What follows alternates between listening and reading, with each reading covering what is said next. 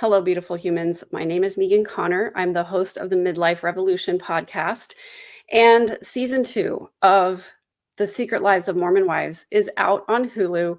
And I started commenting on season 1 because I am a 7th generation Mormon. I left the church just a couple of years ago. I was faithful for my entire life. And I started commenting on the series to let people know what's Mormon and what's not. Also, just to explain to people what Mormonism is, what Mormons believe, and why Mormon's Mormon in the first place. I stopped commenting after episode 4 of season 1 because it was actually draining for me to listen to that much girl drama going on, and it wasn't my favorite thing to do. But I'm back again. I have renewed energy. I'm going to pick up right where I left off. So for those of you who have never watched the series, I will do a quick recap of where we are so far, and I will introduce the characters to you so that you can have a little bit of a better understanding of what's happening. Most of the people who subscribe to my channel and watch these videos are curious about the series, but don't necessarily want to watch it. So this is a situation where I watch it, so you don't have to. I'll let you know what's going on, but I don't play actual clips from the show for copyright reasons, but I will show the screen for some things because some things you just have to have a visual of to get the explanation. So here's just a little bit of a recap and where we are right now. So this show, The Secret Lives of Mormon Wives, came about because a group of women on TikTok became really popular for being Mormon women who are also fashionable, young, and they do some TikTok dances. Some of these girls have over 1 million followers on TikTok. So that is a pretty big following. They became really, really popular. And they were actually approached a couple of times about doing a show, but it wasn't until there was a soft swapping or swinging scandal that went on between this group of moms that they decided to make a show, a reality show about it. The swinging scandal itself happened in 2022, and it's centered around Taylor Frankie Paul. And she is in the series. She is dating a guy named Dakota. She is pregnant with his baby, but they are not married, which is a very non-Mormon thing. But she was raised Mormon. She's trying to navigate LDS expectations and the fame of being an influencer. And honestly, that's where a lot of these women are. Some of them are very faithful in the church and some of them are not. And they're pretty open about everything that they're doing. It's just really interesting to me to watch because it's interesting to think about Mormonism inside Utah and outside of Utah. I feel like it's two very different things. I never lived in Utah, but a lot of my family lived in Utah, so I got to visit Utah from time to time. And I feel like growing up as a Mormon outside of Utah, the expectations were that you do everything to the letter of the law. There was really no wiggle room. And I feel like with these ladies, there's a lot of wiggle room.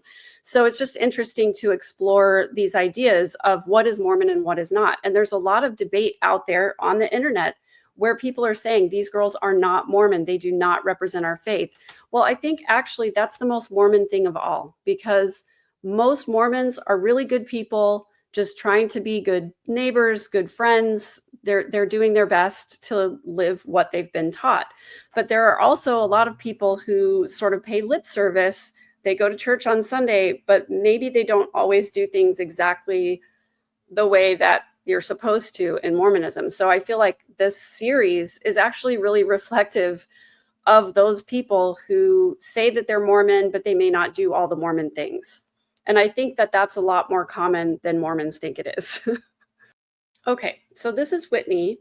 She is kind of the mean girl of the group, at least so far in season 1. She has been the mean girl. She's a little manipulative. She's a little controlling. She throws temper tantrums sometimes. And she is 30 years old. She claims to be pretty devout as a Mormon. We see her sharing a testimony or basically a statement of her beliefs at one of the girls' baby blessings. And so I think she is trying to be as Mormon as she can. At least so far, that's what I've seen. This is Michaela. She has 1.5 million followers on TikTok, and she has a little bit of a rift with Whitney that we will talk about later. She is definitely faith-driven. She's trying to be very stalwart in LDS values, and I think we're going to see more from her in the second season. This is Jen, and I tried to freeze it at a point when her eyes were open, but I think she just kind of does that sort of half closed eyes thing. I don't know. Jen is married to Zach Affleck, who I think they originally claimed was a distant cousin of Ben Affleck, but that's sort of questionable, I feel like. She's got 1.8 million viewers on TikTok, and she is pretty devout, but conflicted. We definitely saw her take some sippy sips from a flask during one of the episodes that we've already been over in season 1. Nope, my mistake. It was Jessie that took a little sippy sip from the flask. Sorry, this is Jessie. She's sort of one of the leaders of the Sinners group. She owns a hair salon, and I believe that she has left the church, if I'm not mistaken. This is Layla, and she is divorced. She's a single mom of 2, and she is very young. She's 22 years old in the first season. She's less strict about the LDS faith. I think that she joined the church when she was a teenager, and then she got married very young. It was a shotgun wedding sort of situation. It was never really a healthy relationship. And so she's been in the process of the divorce. And I think episode 5 that I'm about to recap is where she has a sort of like a party, like a divorce celebration. So we'll talk about that later. This is Demi. She is the one who had the birthday party in episode 4, and that's where all of the drama started happening. Well, it's not where it started, but it came to a head when the girls had a girls' weekend together, and it was sort of Demi against Whitney, and so we're going to see more of that dynamic come into play. This is Macy. She is very close friends with Taylor, who is kind of was at least the leader of the Mom Talk group. She is definitely still in the LDS church, but she's a little bit more open about the challenges of the culture. And this is Taylor. She is the one around whom the swinging scandal sort of revolved.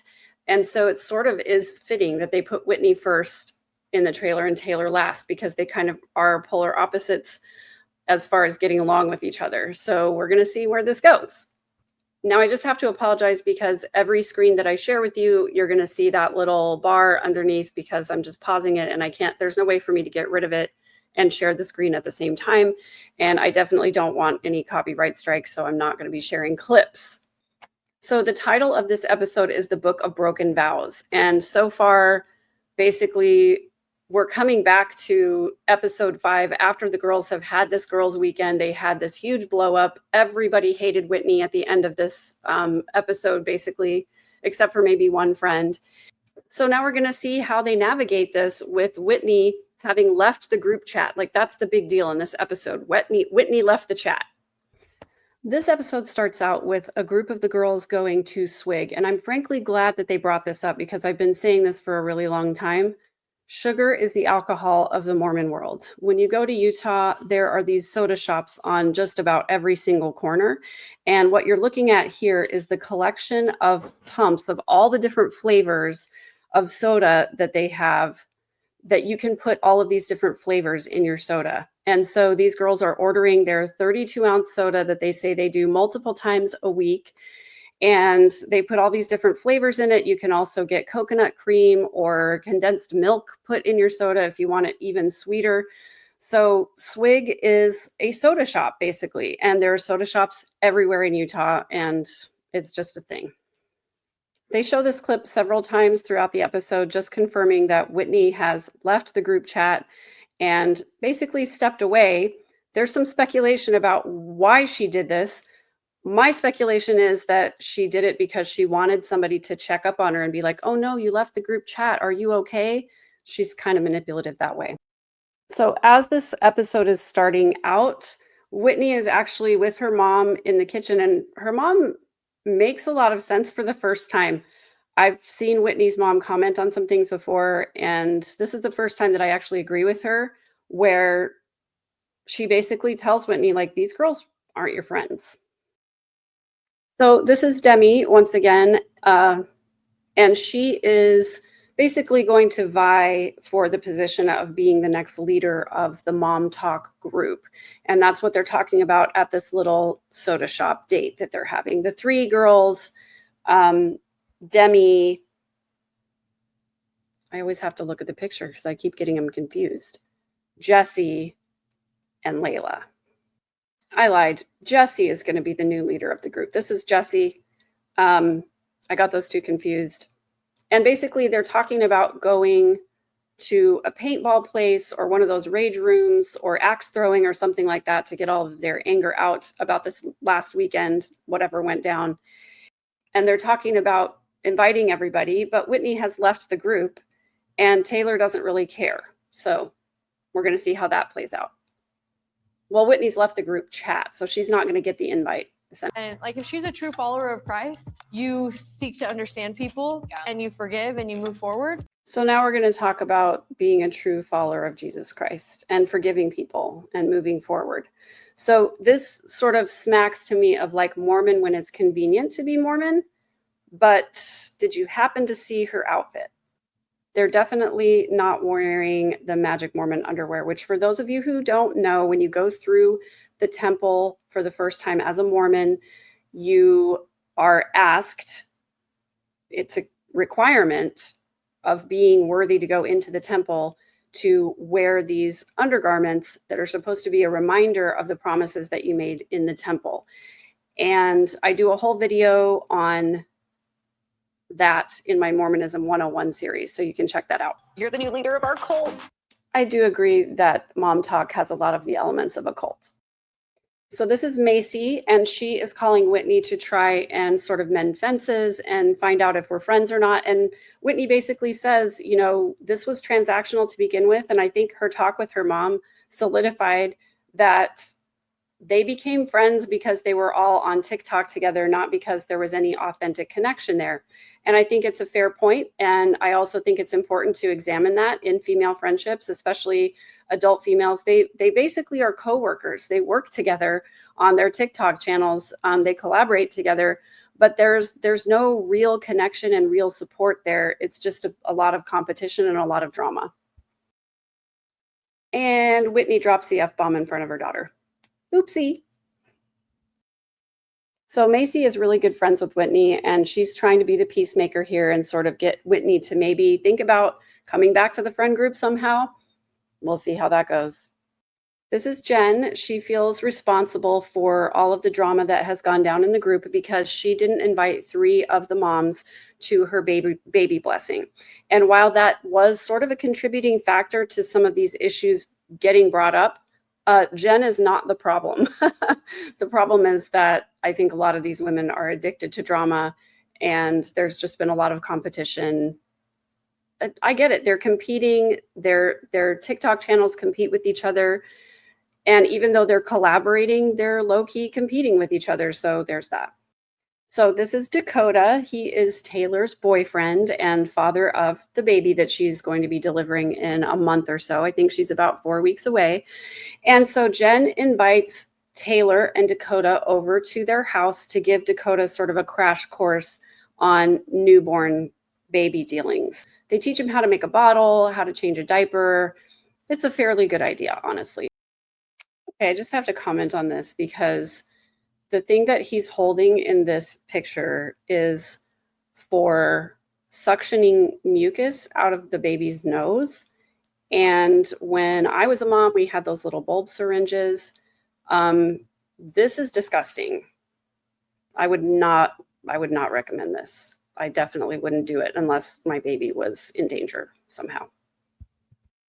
So Jen and her husband have a discussion with Taylor and Dakota, and they're really trying to pressure these two to get married. Now, this is something that happens very frequently in Mormonism. If somebody is married out or somebody is pregnant outside of marriage, the pressure is for you to get married. And Taylor is very actually wise about this, having been through this one time already.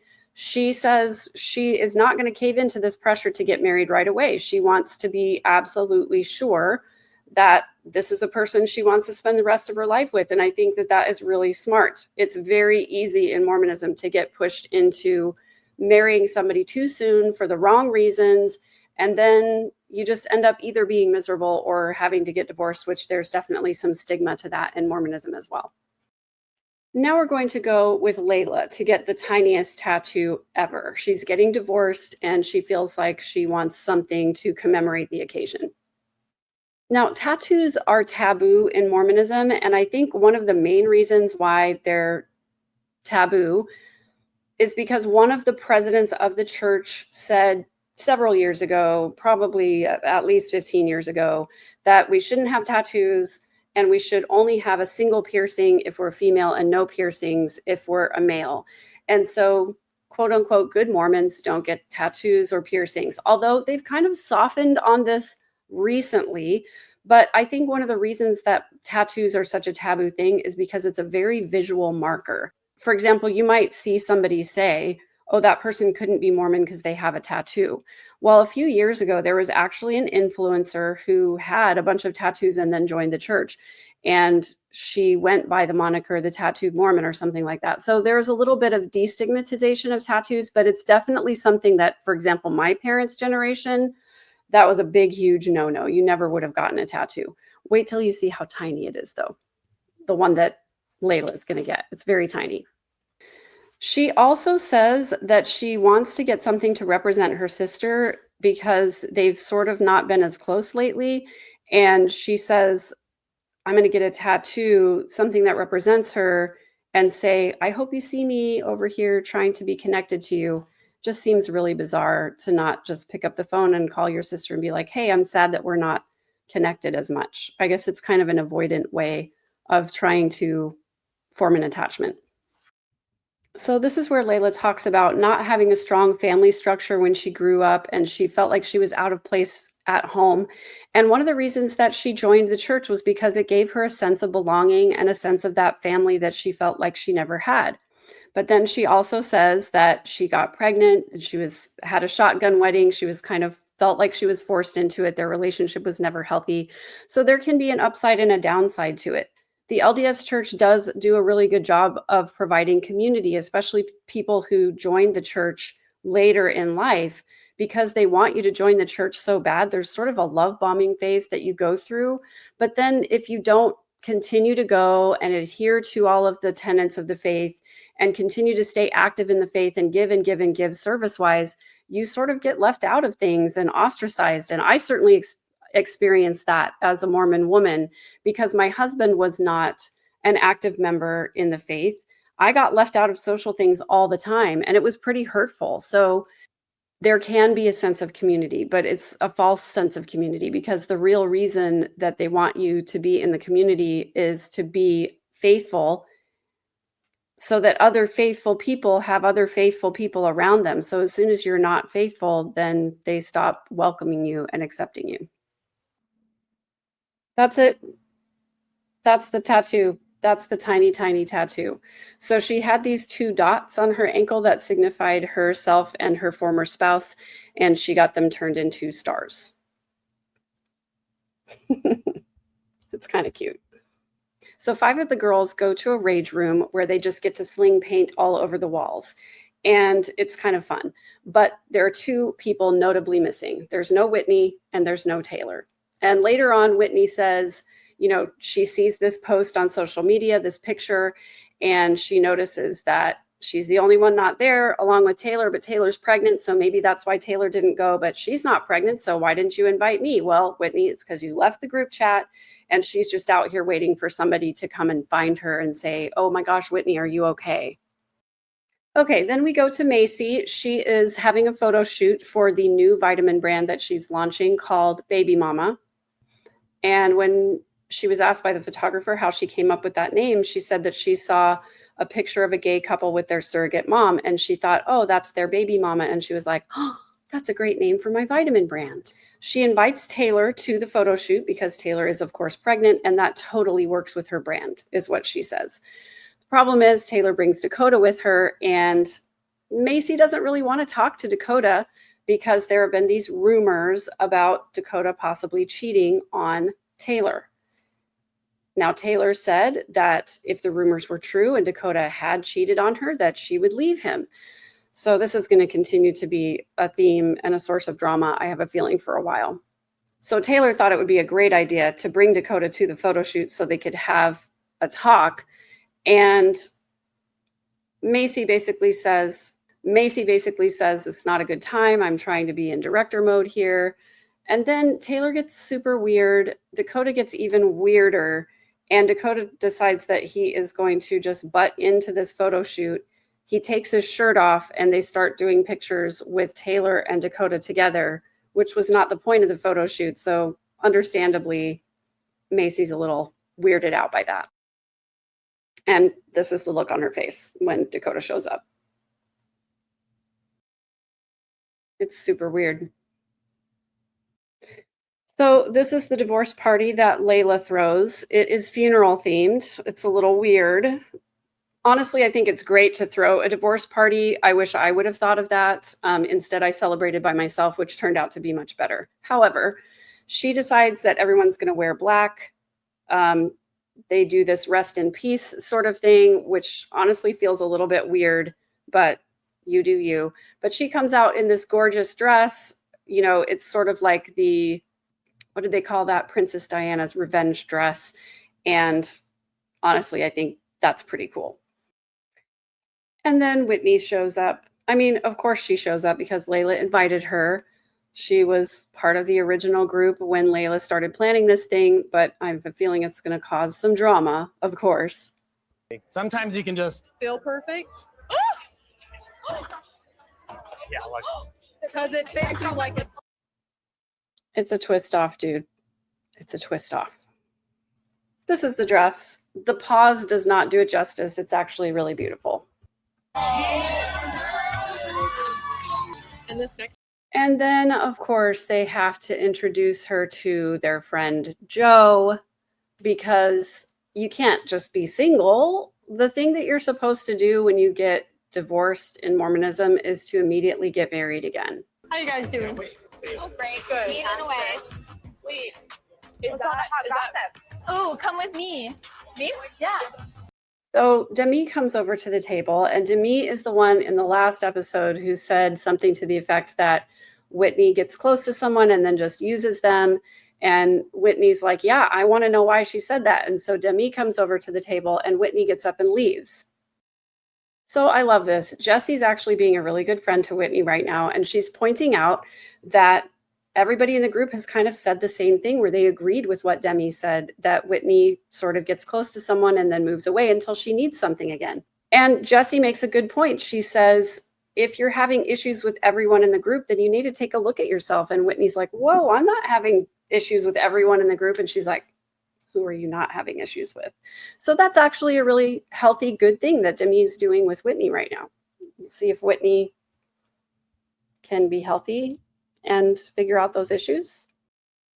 So Whitney's upset because nobody asked her why she left the group chat. Clearly, that was a manipulative move for her to make, because she only left the group so that people would come running after her and ask her why she left.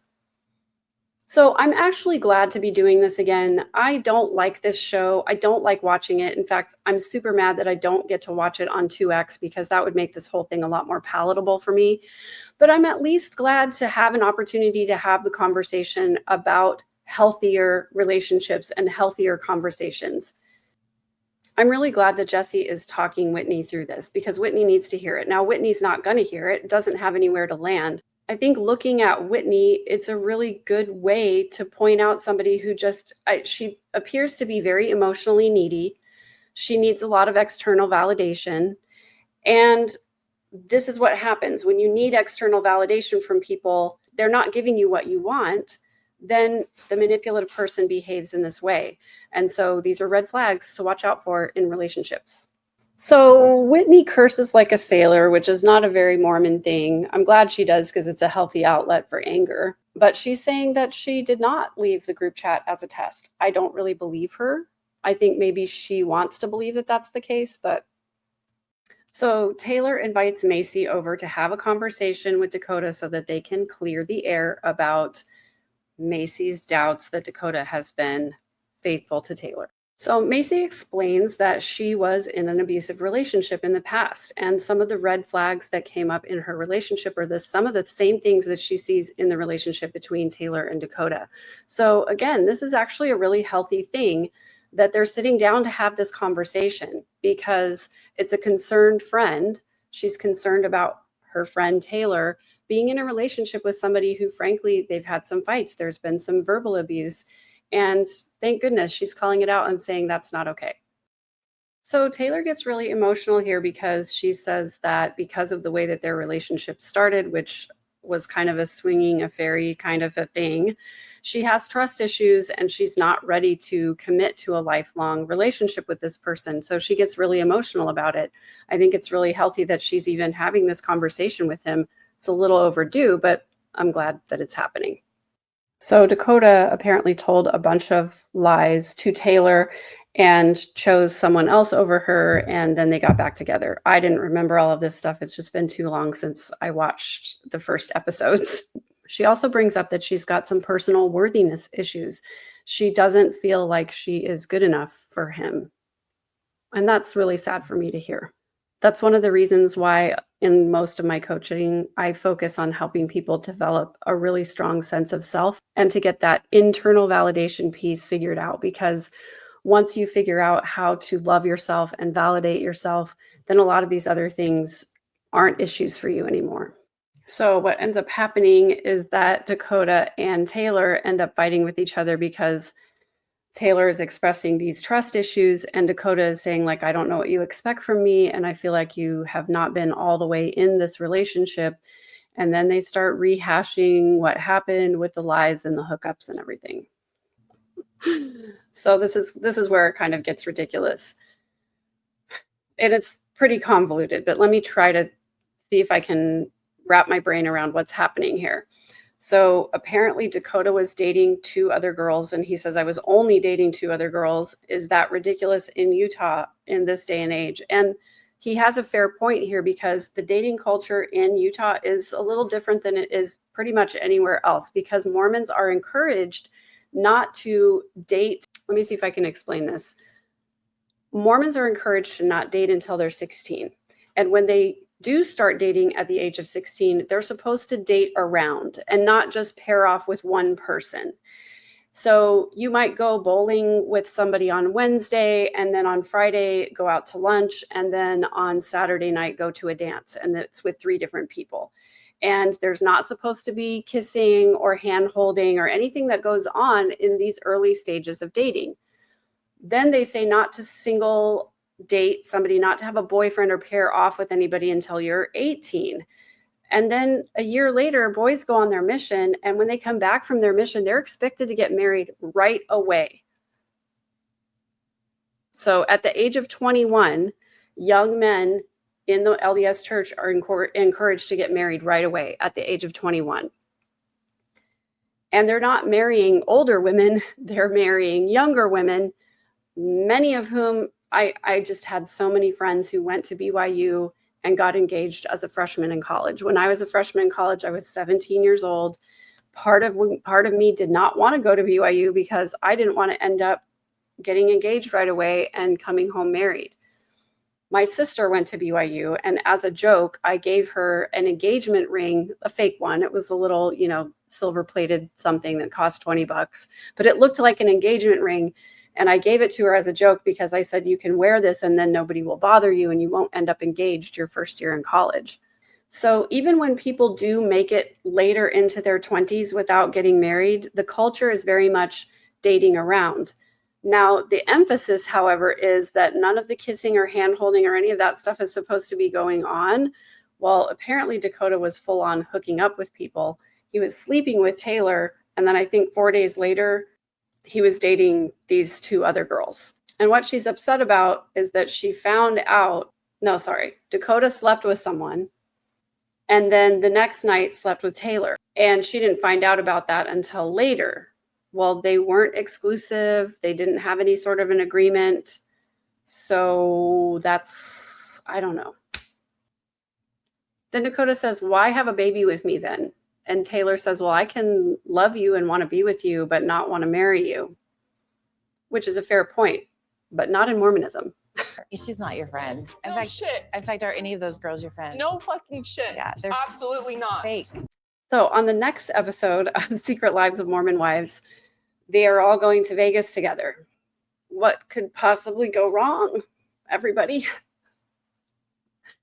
Seriously, I just watching this one episode again reminds me why I stopped doing the recaps in the first place, but I'm going to try to power through this time, guys. I'm going to try really hard.